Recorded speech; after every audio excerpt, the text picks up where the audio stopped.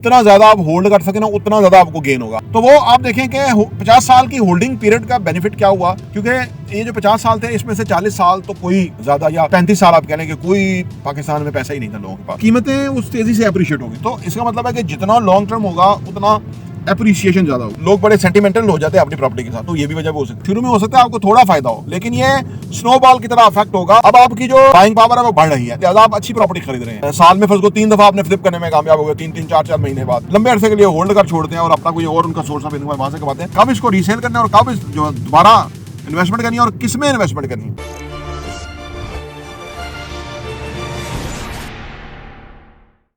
तो real estate में holding period कितना होना चाहिए? लॉन्ग टर्म में जो लोग होल्ड कर पाते हैं उनको तो फ़ायदा ही होता है, लेकिन शॉर्ट टर्म में फ्लक्चुएशन होती है मार्केट में, तो एक रीज़नेबल होल्डिंग पीरियड क्या होना चाहिए जिसमें एक रीज़नेबल प्रॉफिट भी है?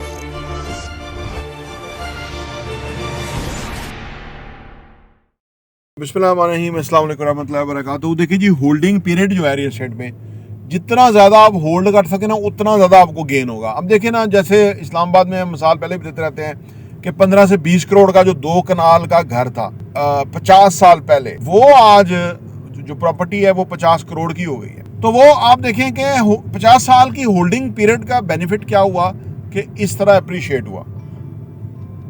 जितना पिछले आप समझ लें कि 50 साल में अप्रिशिएट हुआ है, अब के 25 साल में इतना अप्रिशिएट होगा, क्योंकि ये जो 50 साल थे इसमें से 40 साल तो कोई ज़्यादा, या 35 साल आप कह लें कि कोई पाकिस्तान में पैसा ही नहीं था लोगों के पास। ये जो पिछले 15 से 20 साल है ना, इसमें लोगों के पास पैसा आया था, और अब जो आने वाले 5 साल है ना, उस तेज़ी से पैसा आ रहा है लोगों के पास, तो कीमतें उस तेज़ी से अप्रिशिएट होगी। तो इसका मतलब है कि जितना लॉन्ग टर्म होगा उतना एप्रिसिएशन ज़्यादा होगी। लेकिन आमतौर पे होल्डिंग में वो लोग ज़्यादा रहते हैं कि जो कंफर्टेबल ना हो उसको लिक्विडेट करने के, री इन्वेस्ट करने के, उनको इसकी समझ ना हो, या उनके पास वक्त ना हो, या वो मुनासिब ना समझते हो। There are so many reasons. लोग बड़े सेंटिमेंटल हो जाते हैं अपनी प्रॉपर्टी के साथ, तो ये भी वजह हो सकती है।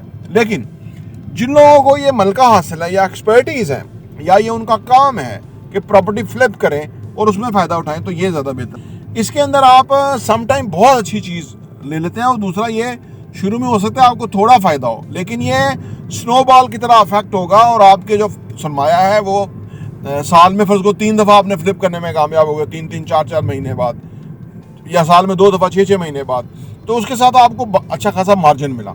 अब आपकी जो बाइंग पावर है वो बढ़ रही है, लिहाजा आप अच्छी प्रॉपर्टी खरीद रहे हैं। तो ये इस तरह की चीज़ है, ज़्यादा फिजिबल है।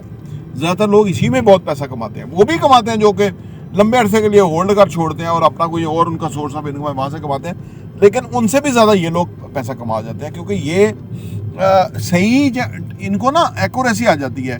जैसे वो बाल पकड़ना छोड़ने वाला के खेल है ना, कि कब लिक्विडेट करना है, या कब इसको रीसेल करना है, और कब जो दोबारा इन्वेस्टमेंट करनी है और किस में इन्वेस्टमेंट करनी है। ये जिसको जितनी जल्दी टाइमली ये समझ आ जाए या वो अंडरस्टैंड करे, उतना जल्दी वो फ़ायदा उठा सकता है और वो बहुत कमा सकता है। प्रॉपर्टी इंटरव्यू देखने का बहुत बहुत शुक्रिया।